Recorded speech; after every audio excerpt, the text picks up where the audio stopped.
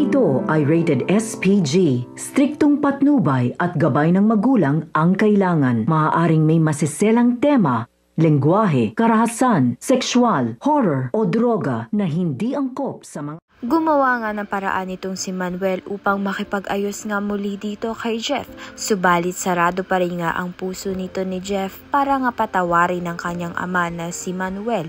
Dahil dito, ito ngang si Jessica ay gusto ngang mahimasok sa usapan ng mag-ama.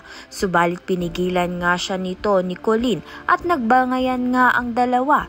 Ito na nga ang kauna-unahang pagsasampal nga nito ni Colleen dito nga kay Jessica.